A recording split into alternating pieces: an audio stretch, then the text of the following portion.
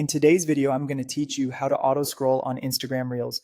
If you like to sit back and watch Reels without constantly swiping, this walkthrough will show you how to set it up on your phone and in your browser, step by step, with a few helpful tips along the way. Let's start on mobile.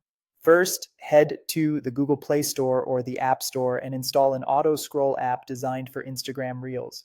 These apps typically need overlay and accessibility permissions so they can place a small control on top of Instagram and perform the swipe for you.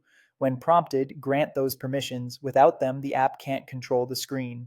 A popular option is an app named along the lines of Auto Scroll Reels or any similar tool that detects when a reel ends and scrolls to the next one. Once it's installed, open the app, choose Instagram as the target, and start the service. You'll see options to set a timer, commonly between 5 and 25 seconds, or to use reel end detection if the app supports it. Pick the timing that matches your viewing pace. Shorter times move faster, longer times let you watch more of each clip. Now open Instagram and go to Reels. You should see a floating widget from the Auto Scroll app. This little on-screen button controls the speed and activation.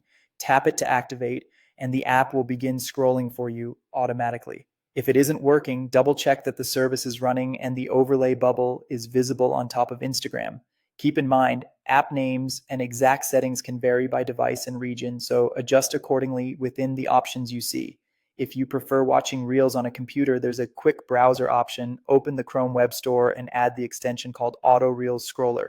After installing it, go to Instagram.com and open Reels. The extension provides simple settings like whether to skip comments, whether to scroll up or down, and how long to wait before moving to the next video. Set your preferred delay so it feels natural and enable any options you want.